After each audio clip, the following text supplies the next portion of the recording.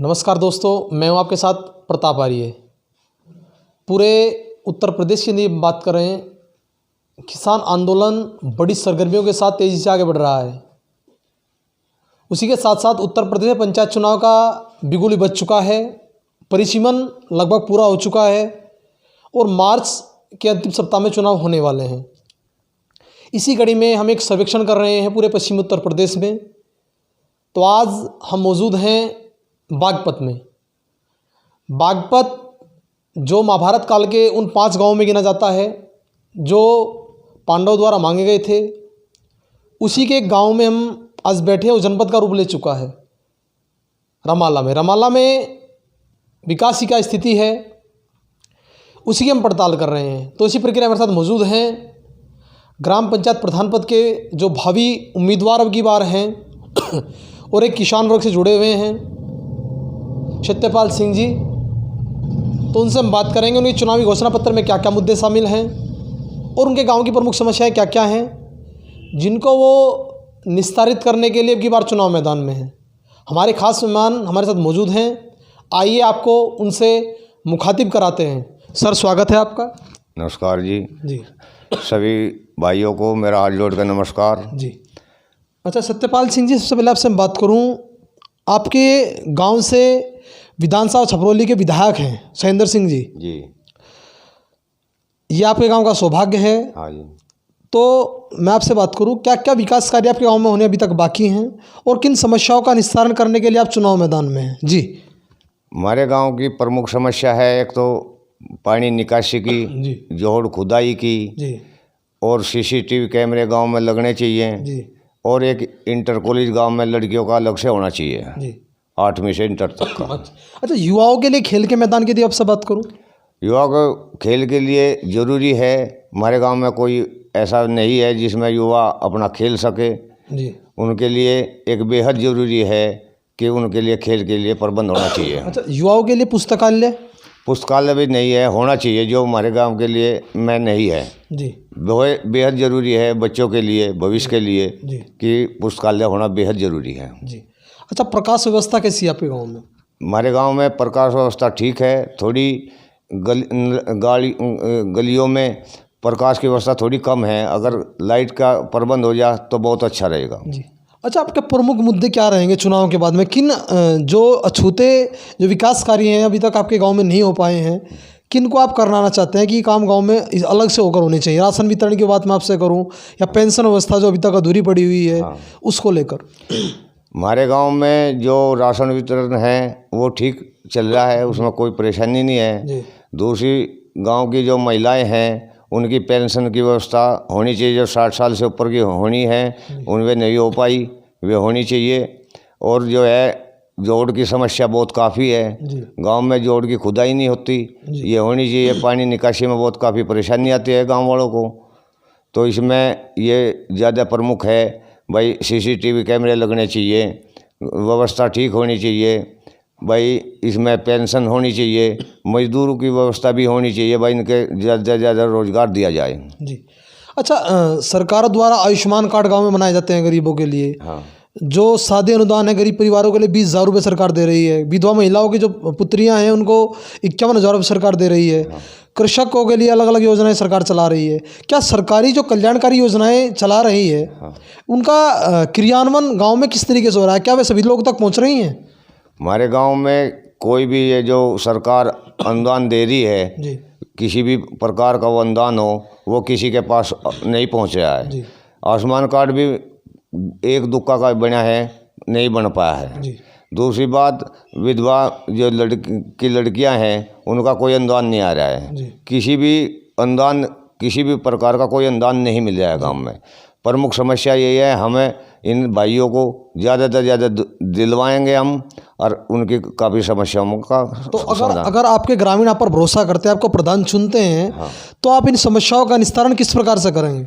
भाई, जो भी इनकी जिस भाई को जो सरकार दे रही है, जिस वर्ग के लोगों को दे रही है, उसका उसे हर संभव कोशिश करेंगे, उन्हें दिलवाएंगे। जिसका जो हक है गांव में उसे मिलना चाहिए। जी। अच्छा, बड़े बड़े वादे होते हैं दिन का दुष्यंत की कुछ लाइन मेरे याद आती हैं कि कहाँ तो तय था चरागा हर एक घर के लिए, कहाँ चराग मयस्सर नहीं शहर के लिए। बड़े बड़े वादे सरकार करती है, ये हो जाएगा वो हो जाएगा, लेकिन जब ग्राउंड जीरो पर जाकर देखते हैं, धरातल पर जाकर देखते हैं, तो व्यवस्था जो की तो बनी हुई है, समस्याएं जो की तो हैं। क्या भ्रष्टाचार आज भी है? सरकार जीरो टॉलरेंस नीति चलाती है, देश के मुखिया कहते हैं ना खाऊंगा ना खाने दूंगा, लेकिन समस्याएं जो की तो हैं। कौन जिम्मेदार है इसके लिए? प्रधान जिम्मेदार है, अधिकारी या सरकार जिम्मेदार? गांव का जो प्रतिनिधि गांव चुनता है वो अपनी आशाओं पे प्रधान जो है खरे नहीं उतरते जी। उसमें ऐसा है कि हर व्यक्ति को यूँ सोचना चाहिए भाई इसका सहयोग करो, और भाई प्रधान जी चुना है गांव ने जी। तो उसे ज़्यादा से ज़्यादा इन समस्याओं का निस्तारण करना चाहिए। जी। हाँ। अच्छा, मैं बात करूं महिलाओं को लेकर। हम उस देश पर निवास कर रहे हैं जहां पर महिलाओं के सशक्तिकरण की हम बात करें, जिस देश ने कौशल्या और बड़ी बड़ी जो देश की ये माने कि चले हम देश की जो कड़ी होती थी वो महिलाएं होती थी। सोनिया गांधी इस देश में हैं जिन्होंने प्रतिनिधित्व इस देश का किया है, और इससे अलग गार्गी, भारती, दुर्गा, रानी लक्ष्मीबाई। लेकिन महिलाओं की हम बात करें, महिलाओं को सरकार चाहती है सशक्त हों, लेकिन सरकार आरक्षण देती है, नौकरी में देती है, चुनाव में आरक्षण देती है, व्यवस्थाएं जो की तो हैं।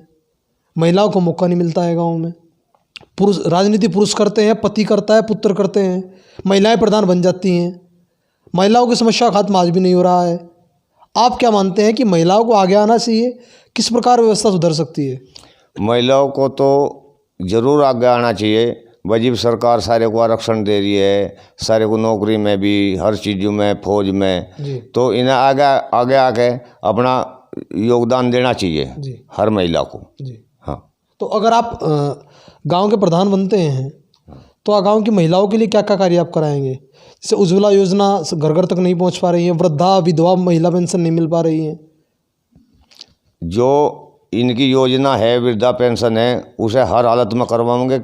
कहीं तक भी हमें अधिकारी लोग जाना पड़ो, हम उसे हर हालत में करवाएंगे। जो भी उज्ज्वला योजना है उसका औरतों को लाभ मिलना चाहिए, उसे हर हालत में दिलवाएंगे।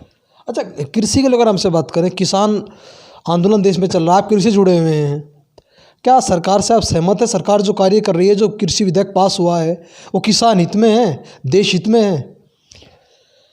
ऐसा है, जो सरकार इसमें लग रही है वो किसान हित में नहीं है। जी। हाँ, किसान हित में नहीं है। जी। अच्छा, एक आखिरी सवाल मेरा आपसे रहेगा, पंचायत चुनाव को लेकर आपके गांव में 4 से 5 प्रत्याशी चुनाव मैदान में है, आपकी जीत का संभावित आधार क्या है? ग्रामीण आपको वोट क्यों देंगे? भाई, ग्रामीण हमको हमारी अच्छाई की वजह से वोट देंगे। हम अपने गांव वालों के विश्वास पे खरे उतरेंगे जी। हर बात में कोशिश करेंगे जी। उस काम को बिल्कुल धरातल पर लाने की कोशिश, हर प्रयास करेंगे, कहीं तक भी हमें जाना पड़ो। जी। अच्छा, एक सुझाव से जानना चाहते हैं हम। हाँ जी। हम एक कार्यक्रम चला रहे हैं शहीदों के प्रचार प्रसार के लिए। जी। प्रत्येक गांव में घूमकर डाटा इकट्ठा कर रहे हैं, पारिवारिक स्थिति को देख रहे हैं। क्या शहीदों का जो प्रचार प्रसार होना चाहिए था, क्या आज वो सही प्रकार से हो रहा है? नहीं हो रहा जी। जी। किस प्रकार हो सकता है? अगर आप प्रधानमंत्री हैं तो कैसे उनका प्रचार प्रसार करेंगे? आपके वहाँ से 2 शहीद हैं। हमारे गांव में 2 शहीद है, वो दोनों अच्छे परिवार से थे। गांव के वे वहाँ फौज में भर्ती हुए, बीएसएफ में हुआ, वे शहीद हो गए। उनको भाई सत नमन है, हम करते हैं उनको। उनका अच्छे से भाई ध्यान रखना चाहिए, हमें भी रखना चाहिए, सरकार को भी इनका शहीदों का प्रचार प्रसार करना चाहिए। अच्छा, हम एक कार्यक्रम चला रहे हैं, विज्ञापन रूपी श्रद्धांजलि शहीदों को अर्पित कर रहे हैं, गणतंत्र दिवस आ रहा है, क्या इस कार्यक्रम में शहीदों के प्रचार प्रसार के लिए आपकी सहभागिता रहेगी? पूर्णतः सहभागिता रहेगी, चढ़ बढ़ के हिस्सा लेंगे। हम तो ये चाहते हैं कि शहीदों का सम्मान हो, देश के लिए वे बलिदान है। कथनी करनी में तो नहीं रहने की? नहीं जी, कथनी करनी में नहीं है, हमारी तो करनी में ही वो है जी। हाँ, हम तो करने के ही विश्वास में रखते हैं जी। हाँ। अच्छा, कल मकर संक्रांति है, गणतंत्र दिवस आ रहा है, तो अपने ग्रामवासियों को हमारे माध्यम से शुभकामनाएं प्रेषित करना चाहते हैं आप? हाँ जी, मकर संक्रांति की, गणतंत्र दिवस की सभी गांव वालों को हाथ जोड़ के सभी से प्रार्थना है कि वो हर्ष उल्लास के साथ मनाए। हमसे जुड़ने के लिए आपका बहुत बहुत धन्यवाद। ठीक है सर। पंचायत चुनाव परिप्रेक्ष्य में मौजूद थे जनपद बागपत के गाँव रावाला में, जहाँ पर हमने बात की हमारे आज के खास मेहमान सत्यपाल सिंह जी, जो अब की बार पंचायत चुनाव में अपने गाँव से अपनी ताल ठोक रहे हैं। और वे चाहते हैं कि अगर अब युवा प्रधान बनते हैं, ग्रामवासियों पर विश्वास करें, उनको वोट दें, तो गांव की जितनी भी समस्याएं हैं उनको प्राथमिकता पर लेकर पंचवर्षीय योजना के दौरान जो बजट सरकार द्वारा पारित किया जाता है उससे निस्तारित करने का वो भरसक प्रयास करेंगे। बागपत से कैमरा पर्सन अनिल धामा के साथ प्रताप आर्य की रिपोर्ट, सच का डर न्यूज़ नेटवर्क बागपत।